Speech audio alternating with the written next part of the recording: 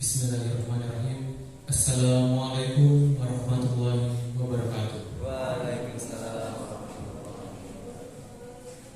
Alhamdulillahirabbil alamin. Assalatu wassalamu ala asrofil anbiya'i wal mursalin Rasulillah sallallahu alaihi wasallam. Amma ba'd.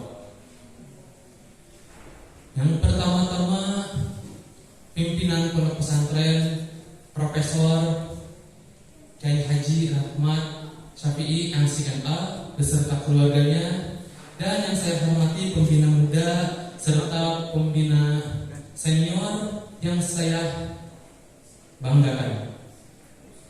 Dan tak lupa juga yang saya cintai, saudari dan saudara kita semua, putra putri Al-Wafa, yang insya Allah dikarenai dan dirahmati oleh Allah Subhanahu wa Ta'ala. Amin.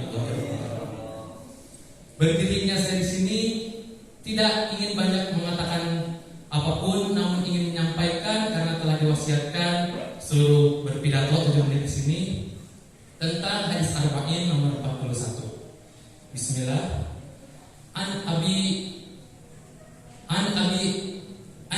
Muhammad ibn Amr ibn As radhiyallahu anhuma qala, sesungguhnya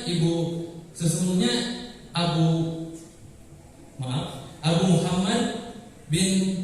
Muhammad Abdullah bin Amr bin Asim radhiyallahu anhuma telah bersabda, sesungguhnya Rasulullah sallallahu alaihi wasallam telah bersabda, la yu'minu ahadukum, tidaklah sempurna keimanan seseorang, apa itu? Hatta yakuna hawahu, ketika hawa nafsunya itu taba'an lima jitu bihi, ketika apa dia mengikuti apa yang aku bawa. Itu Rasulullah ya. Hadis ini merupakan hadis hasan yang sahih, diriwayatkan dari kitab Al-Hujjah yang bersanad sahih. Dikatakan bahwasannya dalam hadis ini tidaklah sempurna keimanan seseorang ketika orang tersebut sehingga hawa nafsunya mengikuti apa yang Rasulullah SAW bawa. Hal ini mengajarkan kita ketika keimanan seseorang tidaklah sempurna ketika tidak mengikuti apa yang Rasulullah SAW ajarkan atau bawa. Ya hadirin rahimakumullah, tidak sempurna keimanan seseorang bukan berarti tidak beriman, tapi kurang lengkap dan kurang sempurna keimanan seseorang ketika dia tidak mengikuti ajaran Rasulullah SAW.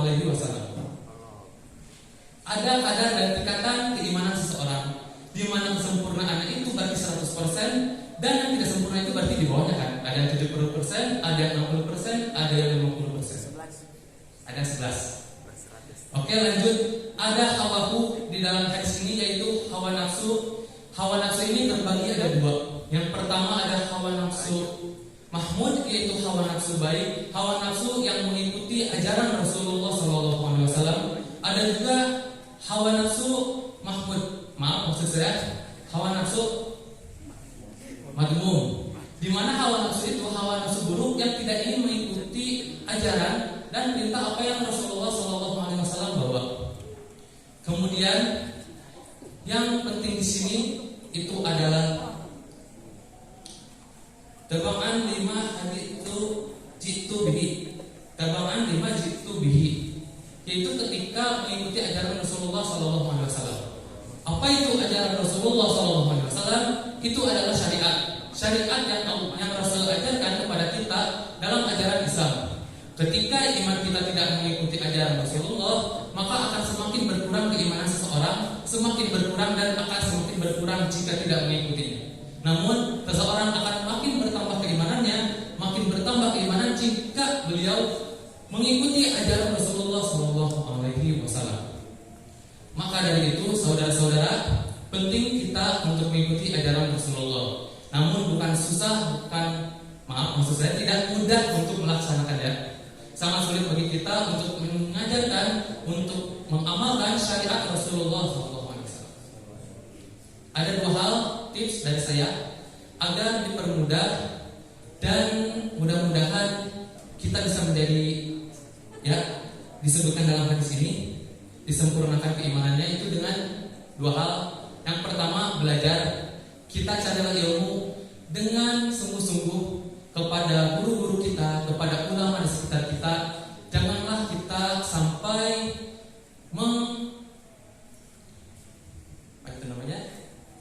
janganlah sampai kita untuk mendustai mereka. Karena apa? Kita sebagai manusia biasa yang hanya seala kadarnya, itu kita tidak bisa menemukan sesuatu sebab tanpa adanya pemberitahuan, tanpa adanya kita mempelajari terlebih dahulu. Berbeda dengan para ulama. Ulama itu jika ingin mengetahui sesuatu, jika ingin mempercayai sesuatu, maka harus dicari dulu alasannya atau hujahnya. Kita sebagai manusia biasa, kita minimal itu dulu aja deh ke guru kita ya, Ustaz Aldi yang hadir di sini. Ustaz, kepada guru-guru kita janganlah sampai kita mendustai mereka. Kemudian yang kedua itu ada menaikkan derajat tingkatan syariat atau ajaran Rasulullah di atas hawa nafsu. Hawa nafsu di sini itu karena merujuk pada hal-hal negatif, tentu saja akan membawa hal-hal yang buruk bagi kehidupan kita.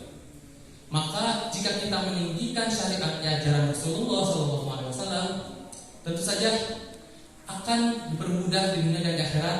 Dan kalau kita percaya, insya Allah surga akan menanti kita di akhirat. Amin ya Allah ya Rabbal Alamin. Mungkin dicukupkan sekian dari saya. Terima kasih atas perhatiannya. Jika ada kata-kata yang salah mohon dimaafkan. Jika ada yang benar itu dari Allah sepenuhnya. Billahi taufiq wal hidayah. Assalamualaikum warahmatullahi wabarakatuh.